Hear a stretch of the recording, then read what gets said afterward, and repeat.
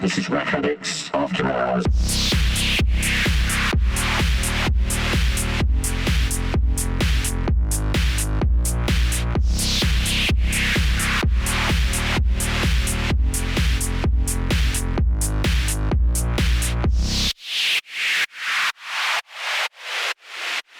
Hello everybody, welcome back to RackAddicts After Hours.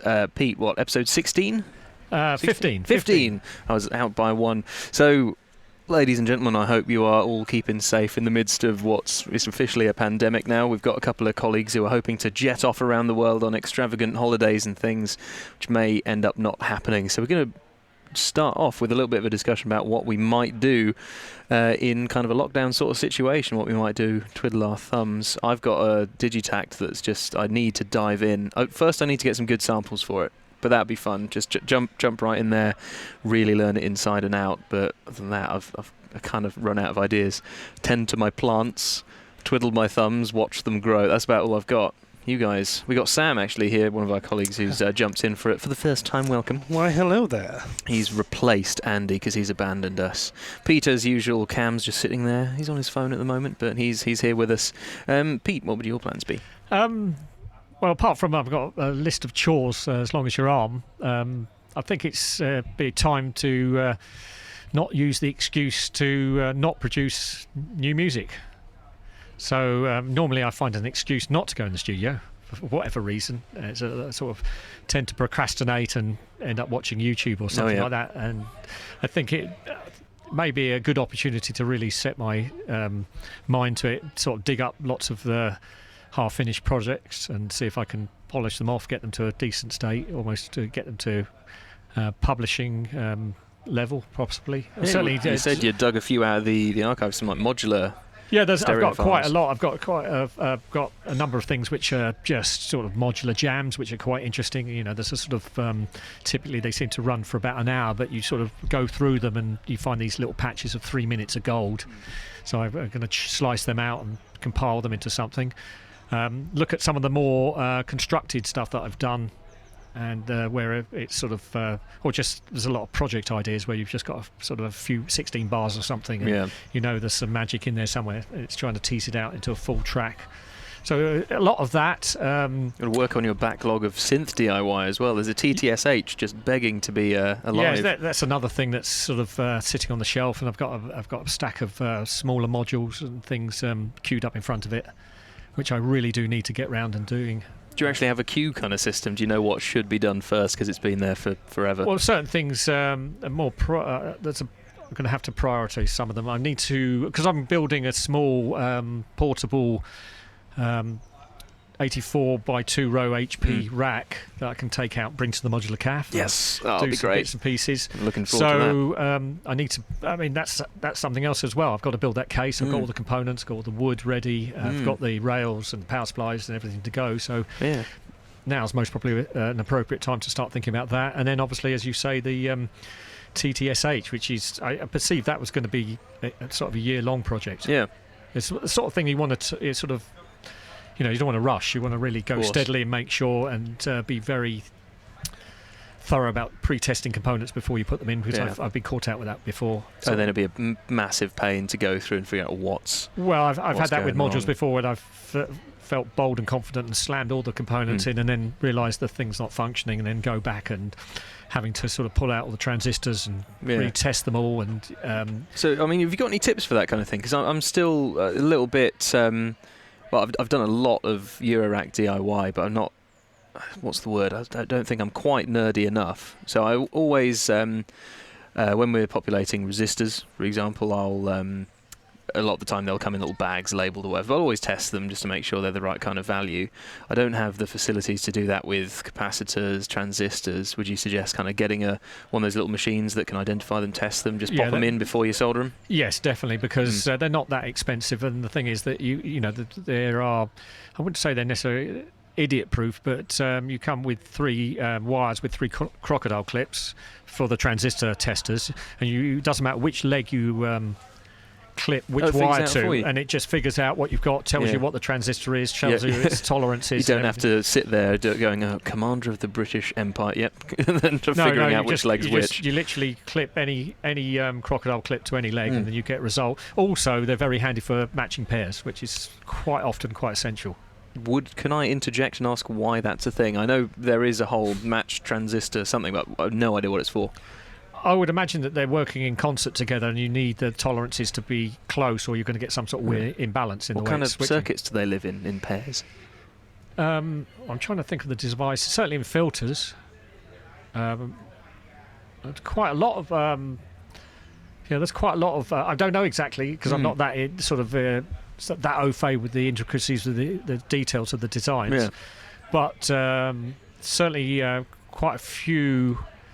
I mean, an example recently, or not so recently, it was actually last year, but I did 2 of the DIN-Sync 303 type modules. So I did an oscillator and I did the filter, and they both had matched pairs, I seem to remember. Certainly I'm sure they both had matched pairs, and quite a few of them. And it was having that test that allowed me to replace those when I in fact, there was the examples where I just sort of put them together and then, oh dear, they don't actually work or make a sound or anything. So I actually wrote to, I can't remember the gentleman's name, but DIN-Sync, and sort of asked for any kind of pointers, and didn't really get a lot back. Unfortunately, I could imagine he's most probably thinking, didn't test all the components beforehand. It's your own fault for not being super nerdy on it. Yes, I mean, that's just a lesson. It's a sort of schoolboy error, really.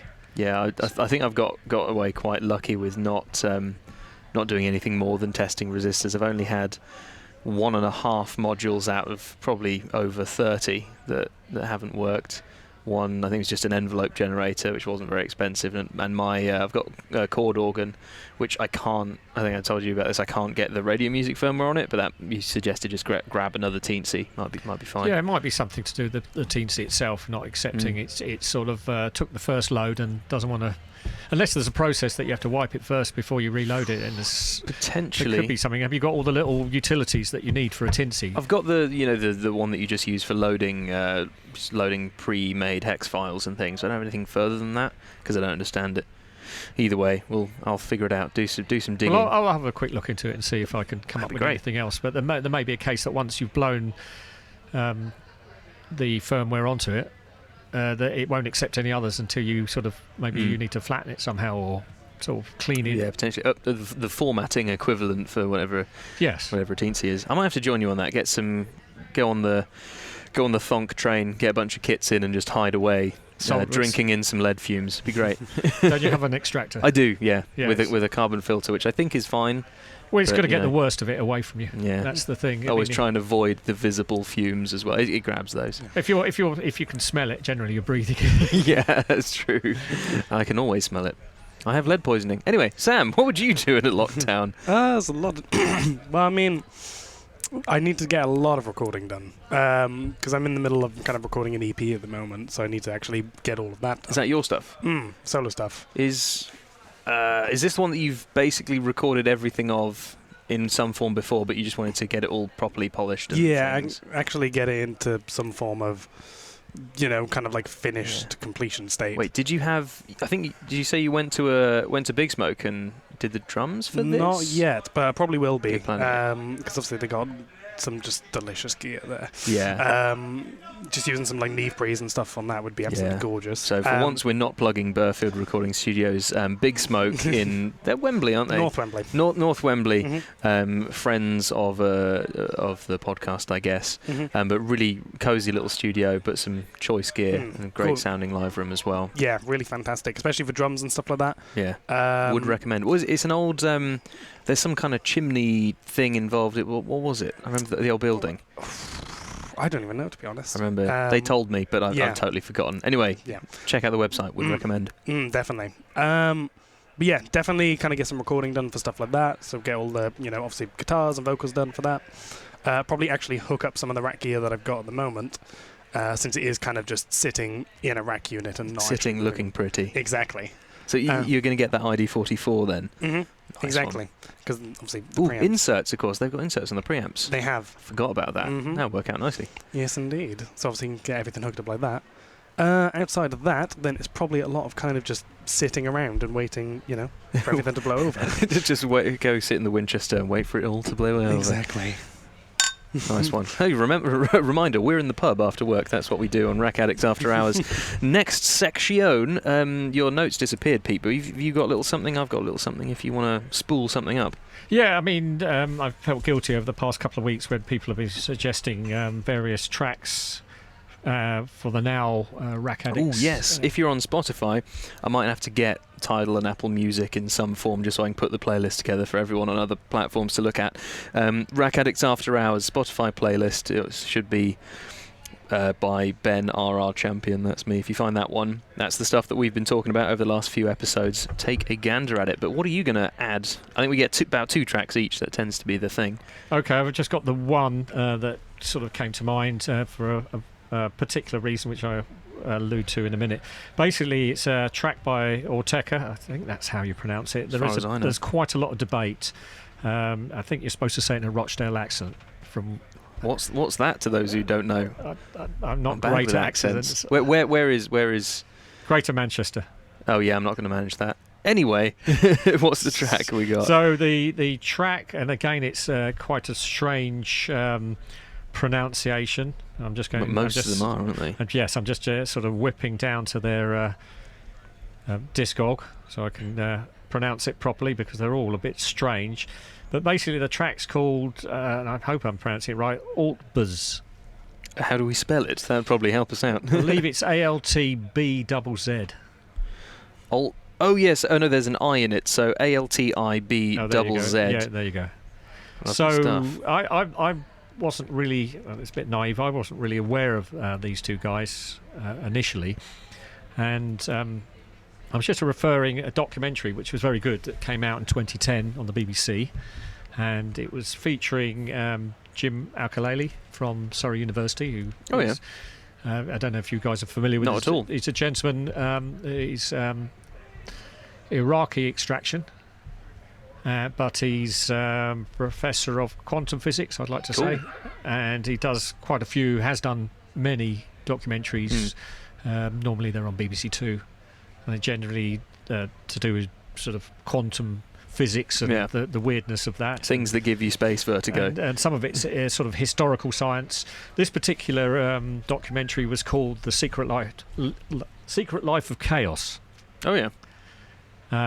And it was one of those documentaries that when I was watching it, I had a sort of a bit of an epiphany. I don't know if you get that sometimes. You sort of, if you're into documentaries, that you're watching them and suddenly you really get it. I mean, most of the time it's nature documentaries for me, so I don't think it's enough. the right category. So that's how giraffes reproduce. Great. No, it doesn't happen to me. No, this one was phenomenal because it was basically sort of describing the sort of the study of chaos theory, but it went from how it was, the early proponents of it and how it established itself. But as the documentary unwinds, you realise that they're suggesting that chaos in itself is how life actually starts in the universe, and they actually demonstrate it. And some of the very early people that were working, I think people like Alan Turing, who was doing certain mathematical models with random numbers. But in the randomness, you started forming patterns. Oh, yeah. Even when you didn't try, they started forming patterns. And he was going round these particular patterns that he had drawn on these sheets of random numbers, and he was sort of showing them, saying, don't they look like the patches on cow skin? Oh, yeah. So it was explaining how that sort of thing. And you get into other areas like fractals. Oh, yeah. And that type of thing. And then there was a very interesting part, and then they get into the process of feedback. So what they're suggesting within this chaos, you get these events happening, and the events feed back on themselves and produce the event again, and then they sort of have a repetition. And that's the beginning of... I think I see why there might be that moment where suddenly it all clicks into place, because at the moment I'm frowning, one eye is closing, and I have no idea what's going on. But continue. Well, we demonstrated it in two ways, and this is where I sort of hooked onto the Auteco, because I find with a lot of really high-quality documentaries, the soundtracks have been very carefully chosen and really help drive the whole essence of that particular documentary home. And this particularly one, they used some various different types of music, ranging from classical all the way through to the particular piece that they used, which was this Auteca track. And the two things they focus on was a chemical process that was discovered by a Russian or a Soviet scientist, but in the middle of the Cold War. So his experiments didn't actually reach the West. So as what happens with science quite a lot of the time, there may be disparate people working on the same area, but they don't have dialogue because of political reasons or whatever. So I believe the guy his second name was Chukov, and it's a chemical reaction whereby you add a cocktail or a mix of chemicals together, and they go into a reactive process, but the process oscillates backwards and forwards between two states and continues until the actual substances are completely lost their atomic energy, the various energies that are creating the process. And it was phenomenal. The way they demonstrated, I think it was happening in real time, but they sort of had petri dishes, and it sort of looks like a very thin orange liquid, and then they would the orange liquid would start forming these white spots, which actually came out in sort of stripes and sort of radiated on their own automatically through the liquid. Yeah. Do they sort of fill up as white, and then it would just do the same? But well, no, there's multiple sort of ridges of this sort of, so you've got banded colours actually oscillating out like ripples from a pond. Mad. And and then he went on to demonstrate it, and this is exactly where they play the Auteca track. He set up an experiment which we can all do in some respects. You have a screen with a camera pointing at the screen. You start getting those infinite tunnel things. You get the feedback. And with certain focusing, you can get it to do some very bizarre things. So what they did to show it, where they sort of lit a match, and so the image that's been sort of going down these sort of almost sort of endless tunnels was the actual match and a flame. But by changing the focus on the camera, by just adjusting it slightly, the whole thing just turns into the weirdest. Oh yeah. You just think, what is happening? Yeah. And it just looked like some sort of avant-garde kind of art video thing, but this is all happening spontaneously through this feedback effect. And as I say, that particular moment, and then this particular alt biz track was used to accompany it, and it just had this very profound effect on me. And I made a point of actually having a copy of that documentary, because it was just life-changing. I know that sounds a bit sort of hyperbolic, but it really had a real deep effect on me, especially where, as I say, this deep message, because that's one of those sort of real deep questions. I mean, it's depending on how your view of life, the universe and everything is, but an actual constructive explanation of how life can actually start from nothing, from inert, and move on to being a self-replicating, and where's that initial change, and what conditions. And this particular science shows that these conditions can be just set up by random chemicals. Sounds good. So The Secret Life of Chaos, yes, if it's still online somewhere, hopefully you can find it. Sounds like a good one. It certainly is. Lovely I'd recommend it stuff. to anyone. A similar kind of well, it's not even similar in any way, but you mentioned that there was a very carefully chosen soundtrack for this documentary. The bit that I'd actually like to talk about is I found a really cool YouTube channel recently, and the soundtrack definitely seems to me that the person that has written it for the YouTube channel, or where they've sourced it from, the person responsible is a big modular kind of guy, but it suits it perfectly. So the YouTube channel is Journey to the Microcosmos, narrated by Hank Green of the Vlogbrothers and SciShow and SciShow Space and many other amazing places on the internet. This is a lot of really excellent microscopy footage, using a bunch of different techniques that they actually explain in the video, because I know nothing about this kind of stuff, but it's really, really accessible to people like me with no idea about microbes and single-celled organisms and tardigrades and all these kind of things. But it's explained really well, but there seems to be a lot more detail for people that are actually kind of in the know as well. But excellent footage of so yeah, there's definitely a tardigrade video or 7. I keep forgetting all of the names of these microbes. They're all very strange, but it's all, instead of just pictures, it's all real time. It's all kind of moving, and it's got a lovely synthy sort of ambient background, really gentle voice. He's obviously just sort of in a quiet space. He's turned up the gain on his microphone, just kind of whispering to you about microbes and things. But it's very relaxing, very educational, and because of the way that you have to set up the samples and use microscopes to actually video these things, a lot of the time it's got some really excellent colours, and what's the word I'm looking for? You know when you get those transparent kind of slides where you just see it's kind of black lines on cell walls and the outlines of various objects inside these organisms. Sometimes you get those lovely X-ray kind of looking. Yeah, because they're invariably these objects are so small and their makeup, they're very translucent. So you get a sort of almost a sort of spectral type of totally colour sort of around the edges and so forth. Yeah, and they did explain the different techniques that they use to image these things, and one of them was, I'm not sure if it was called phase difference microscopy or something, I don't really know, but the way when light interacts with these objects and the phase of light when it's behaving as a wave, because it feels like it, when the phase changes you actually get these aberrations, I guess, which make it look like there's these little glowing gemstones inside whatever creatures they might be looking at. It's really, really pretty, excellent soundtrack, great narration, and educational, because I know nothing about it and it's just all really interesting. So Journey to the Microcosmos on YouTube, 10 out of 10 would recommend, especially if you just want to kind of chill out in the bath and just watch something kind of cool and chill out. So it's kind of awe-inspiring, but unstressful. Yeah, of course, and it's super, super small. Obviously, this stuff could exist in a drop of water,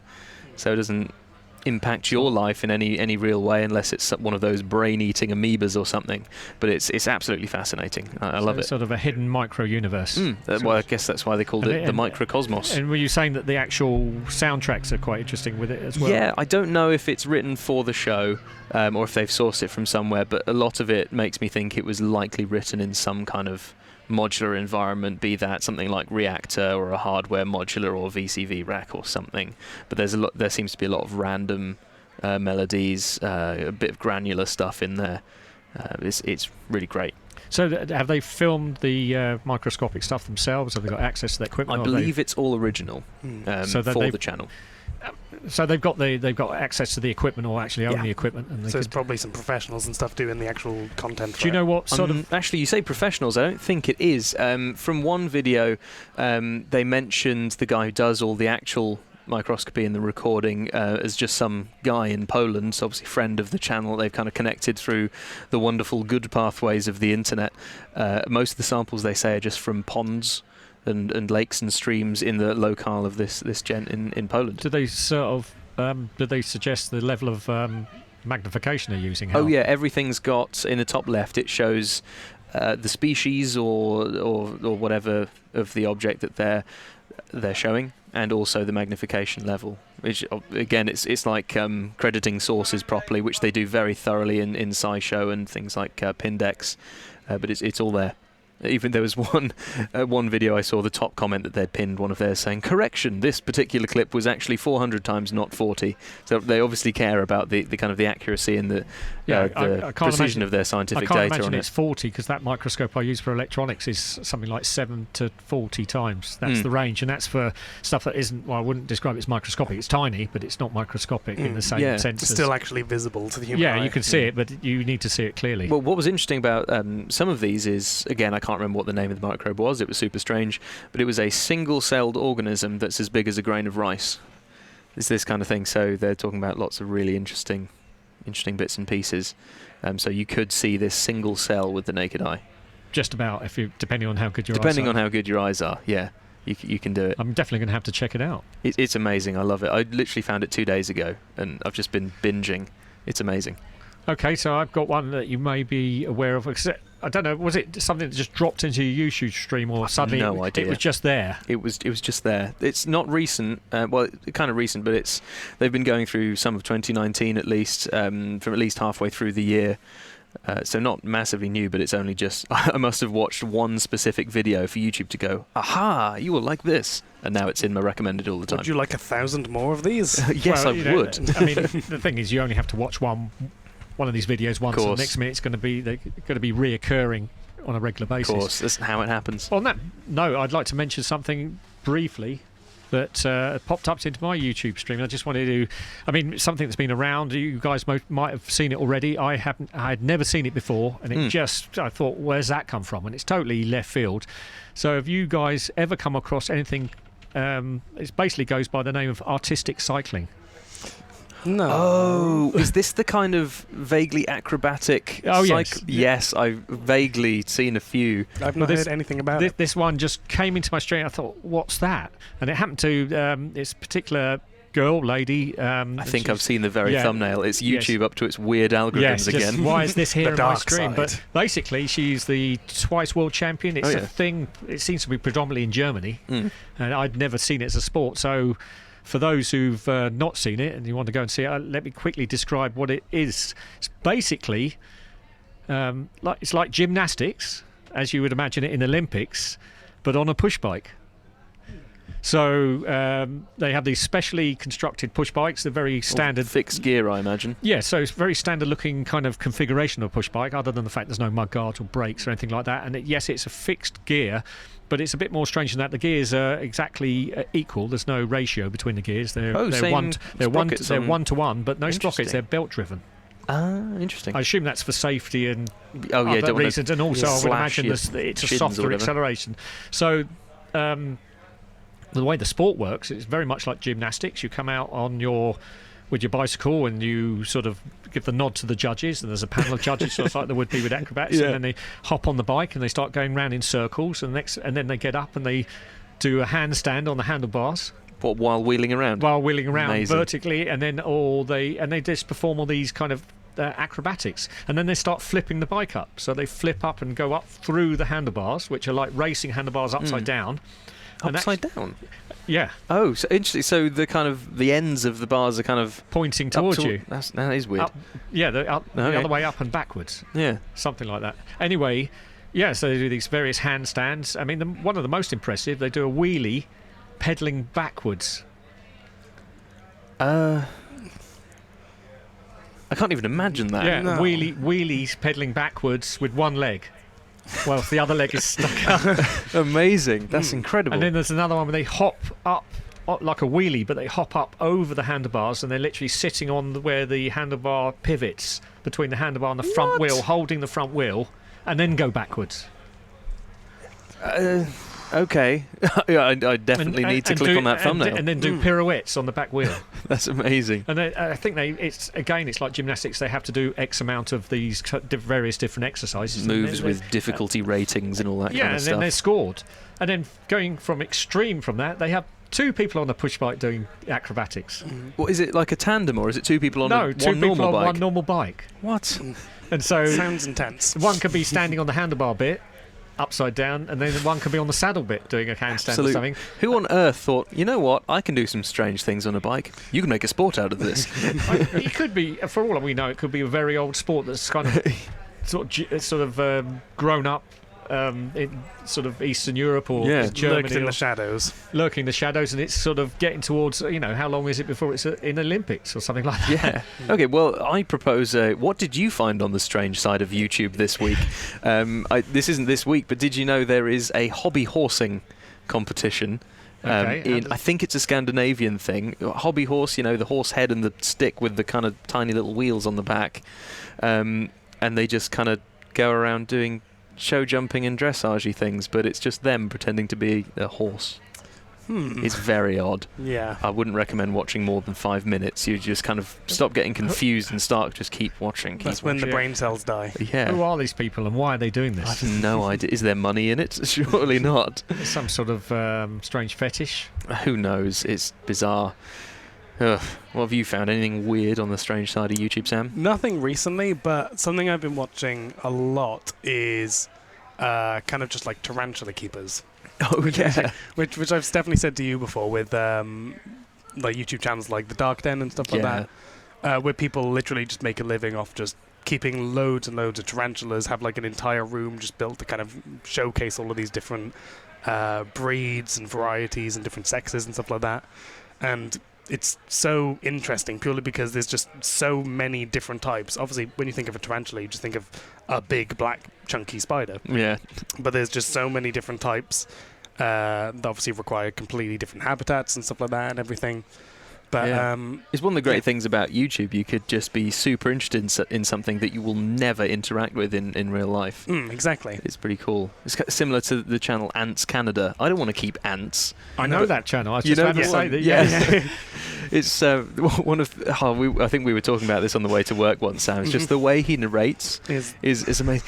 Hello, AC family. I'm so excited today to. And then he has a spiel for about 5 minutes where he says absolutely nothing. Yeah. But is just taking up time by saying things. So he's trying to game the YouTube More ad algorithm by breaks. stretching the video. Yes, most likely. Although, to be fair, the videography is pretty cool, and I mean, watching ant colonies is pretty damn interesting. Exactly, especially with how massive some of his colonies actually are. Yeah, I haven't watched in about a year, but is it? No, I've definitely said, because I was going to suggest that. I got into a bit of I don't know, I found there was I don't know where they were actually from, but they were doing these kind of aquariums, but with strange kind of shrimps in there. Oh yeah. And then adding these strange bits of food, and then sort of watching how the shrimps demolished it, like a slice of orange, and what they did. And Is because I've seen a lot of these thumbnails knocking about, and I've just gone, what? Because there's this person that just seems to put strawberries in a fish tank, and just that's the video. The sort of thing. That's definitely the sort of thing. But they have strange arrangements of floating plants, and then there's hoops. Yes, and I think I've seen this. I'm definitely thinking of the right thumbnails. Yeah, that was that kind of led me into the ant one, because I started watching the shrimp one, and next minute the ant one was popping up. Yeah, So I think the other one that's kind of related to both Journey to the Microcosmos and these other ones that we're talking about is Life in Jars. It's just this dude in, I think, the Netherlands who just goes to a random pond, grabs some water and some mud and maybe a bit of weed, sticks it in a thing, puts it on his window, seals it, and just watches how the ecosystem might sustain itself or not, and just looks at what kind of little pond bugs and things he's accidentally captured. It's really cool, and it's kind of low budget and just nice. It's an honest just person has a hobby and is sharing it with people. I like it. I tend to find these videos are not too taxing. There's no anxiety. You can just let it wash over you. You know, you don't have to concentrate too hard. It's not like it's a sort of how-to, or you're trying to derive any sort of real, unless you suddenly want to start developing these strange kind of habitats yourself. Exactly. For the most part, it's literally just like, would you like to see this particular animal do this particular thing? So, yeah, okay. Well, why not? It'd be a fun time. Exactly. Thank you, YouTube, for There's catering to these strange needs. And there's the next 10 minutes of my life, just absolute zen. Yeah. And this is the whole point. I mean, you tend to be, as you are with lots of social media, and I regard really YouTube as a form of social media, that you get stuck in your bubble, because obviously you hone in on certain things you're interested in, and the algorithm thinks, if you like this, you'll like this, and then it becomes you're trapped inside. And it's always strange when something really random drops into your feed, and there's no explanation. Obviously, either maybe, I suppose there's ways of promoting. There must be ways of boosting channels or something. I'm not sure if there is by users, but maybe YouTube had complaints about people saying, it's really stagnated. It's just, I'm pretty sure I remember an era where it was the recommended column on the right was just always the same video. So maybe these ones, you actually see it in the comments, loads of people saying, why is YouTube recommending me this today? Yes. Maybe they're doing that just to try and shake up people's... Change it up a bit. And if they click on it, then they're out their kind of personal, targeted, advertising-y thingy will get altered, and they might discover something new. It'd be very interesting to see the assumed model that their system is generated by each individual user. If you had your own profile and what they assume about it, because that's what I kind of guess it is. It may I would imagine totally that they build within that model. They can without actually knowing your various details, they can derive exactly the demographic you sit in, your Quite age, possibly. your sort of quite a few scary things about you that Probably. how do they know that? And it's purely derived through your choices of watching. So they get so specific. It's like, yesterday you fried a single egg on toast for breakfast. They get so specific just because of what you watched one day. Yeah, we're watching you. You're watching us. And we're watching you. Yeah. And that's before you even get into all the Google search stuff. It was like, Oh, yeah. I wondered this. Go, you type in one letter and the entire question you were just going to search comes up. Yeah. Well, I would imagine they're using the same engines. It's the same company at Exactly. the end of the day. So, and Google are really heavily into artificial intelligence, and they're really heavily into quantum computing now as well. So God knows what else they're cooking Yeah, up. we've absolutely spoken about this before, Pete, but when we've been speaking about something at work and then suddenly your phone's got targeted ads for it, Yeah. I tried to manufacture this with my girlfriend, and we've been kind of steadily doing it for a good while. Every time we're just kind of chilling out and we get bored or something, or I pick up my Bose active noise cancelling wireless quiet comfort headphones or whatever they're called, we just kind of say that in a loud voice kind of at our phones. We're doing it on purpose quite often, but it never picks it up in terms of targeted advertising. Although saying that, when I first got my Bose headphones, on the very same day, I immediately got adverts for like Bose versus Apple headphones. Which are the better ones? It's like, how do they know? I've never had an advert for this before. Where did you get your headphones from? I got this from work. Yeah, that's where mine came from as well. Okay, so fair enough. Yeah, so So I don't see how the relation. It's not like you've unless gone it's into reading my emails. Well, Google Mail. If you use Gmail, they It do read. does, They yeah. do read your emails. I didn't get any though. Maybe. Because I mean, there's nothing. There's no such thing as a free lunch. So Gmail is essentially a free service, and there's got to be some payback. And the payback is that they're crawling across your emails. Absolutely. So if you've got anything that you don't think is appropriate for that type of thing, don't use Gmail. Yeah. I only found out about this recently, and I'm kind of reconsidering my entire life. Anyway. Well, even though I might start writing the snail mail. TVs that I bought recently, which you saw one of those in the kitchen and commented about it when you came around. It's bigger than the kitchen. Well, it is a quite big TV to have in the kitchen, but I mean, they're really inexpensive to buy now. I mean, we're talking a 4K 43-inch TV, and it was barely over £300 from a leading manufacturer. Not bad at all.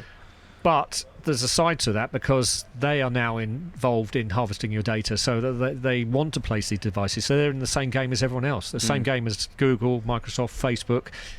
Your metadata is more valuable than selling you the product. Yeah. So in this case, you reckon instead of any kind of targeted advertising kind of thing, which is a lot more obvious, you reckon they're literally just selling what kind of data they can extract? How would Possibly. it kind of? I mean, how would it benefit a company? They possibly could be doing that, but they're also trying to sell you things, because now, because I've got completely cut the cord with the TV, it exclusively gets all its data via the internet, and so if you use it in that mode, it's constantly trying to sell you videos to watch.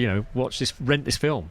Watch this. Oh, gotcha. So they're using nudging. Is it doing it by specific services like Netflix? Well, is it YouTube stuff? Yes, but they've got their own service as well. So the manufacturer's got their own. Okay.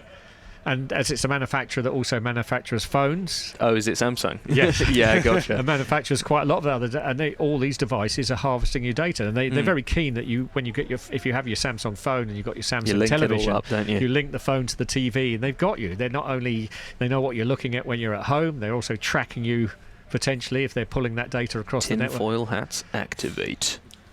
It's everywhere. You can't so, escape. I mean, the only answer is to sort of get one of these, if you're that paranoid, to get one of these burner phones. Yeah, I'm not a drug dealer, honest. Or go without and just send messages by pigeon. Yeah. I was actually kind of contemplating buying an iPhone 4S the other day, because they're pennies on eBay. You go on something like iFixit, grab a new battery, give it a thorough wipe if you can, and because I'm interested in trying to evacuate my phone of all distracting social media and things, just install whatever navigation app there is, all the messaging things, call it a day.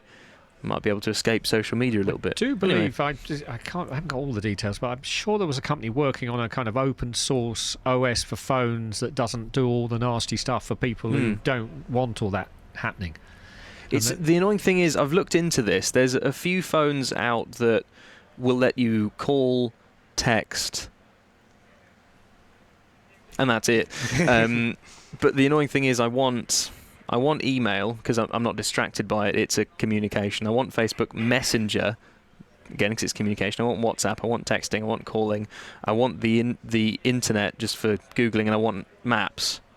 That's it. And there is no no phone that has that combination unless I get into kind of somehow loading up some custom ROM on Android or something, which I can't be bothered to get into all the research for, unfortunately. I did once back in school, actually, but just a way to avoid the endless scrolling nightmare that is most social media. Don't have the the self-control to avoid it. Yeah. I do have Newsfeed Eradicator on Chrome on my laptop though, which is great because that you press home on Facebook and it just has some inspirational quote on it.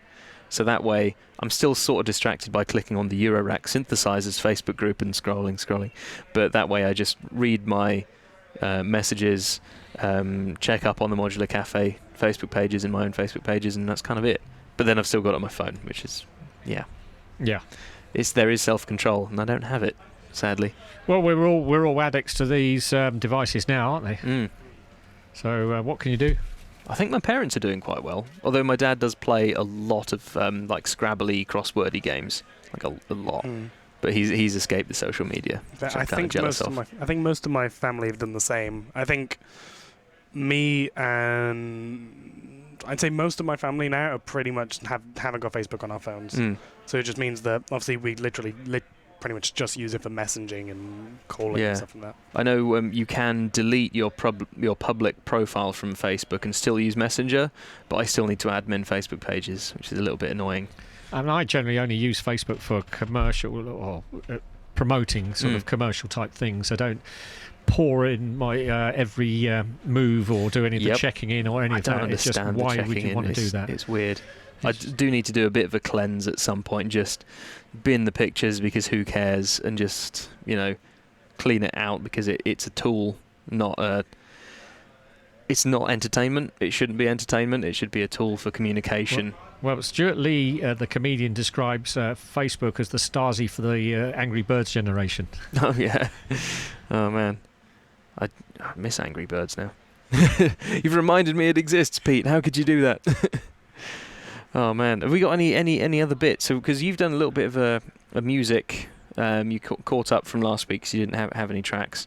Sam Alam, any tracks you've been attacking recently? I think I've actually exhausted all mine since last week. I don't think I've come across anything new. Well, one of the ones I've been listening to is not a new album or anything like that. I think it's been out for about a year or so now. But basically by this artist called Sungazer, which is made up of YouTuber called Adam Neely, and then another him, I know the man. The bass player. Bassy music theory boy. And then another YouTuber who is a drummer who I can't remember the name of, but is absolutely fantastic. Basically, they've released a couple of albums under Sungazer, and the track that I'd probably say to listen to is probably Bird on the Wing. Lovely stuff. It's going in the late list. Fantastic. One of the reasons why I recommend it is because it is, one, obviously a fantastic listen. Two, it's got some really interesting things to do with kind of like metric modulation and some polyrhythms and stuff like that. So one of the main actual riffs in the track is basically a 19 against 20 polyrhythm, which is...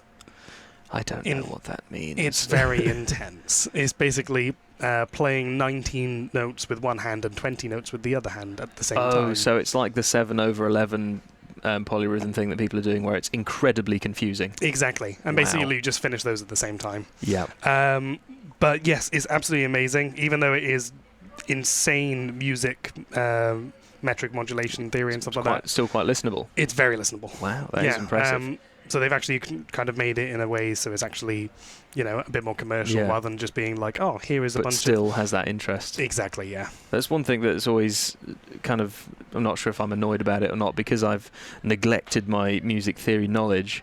People were going, oh yeah, check out this song in this particular time signature and stuff. And whenever I've ever tried to learn some songs and played them, I just learn how the melody goes. I never try and count stuff, and I think that does limit my understanding a certain amount. I suppose in the more accessible time signatures and things, to a certain point, you can just kind of know it. You don't have to actually do any counting, but something exactly. like that it seems like a lot of effort to actually play it. Yes, it's pretty awful to try and learn. Jeez. Yeah, if you haven't seen there's a lot of YouTube videos around it. It became a little bit of a music theory meme. People going to a 7-Eleven at 7-Eleven to play the 7-Eleven polyrhythm, which is quite funny, and it doesn't sound good. It doesn't. It's pretty unpleasant to listen to. Yeah, I mean, the drummer for Sungazer actually did a bit of a video on that as well, where he did basically doing 99 against 100, which is even more scary to even think about attempting. This is a left and a right hand doing 99 and 100. So a quick explanation for the idiots like me.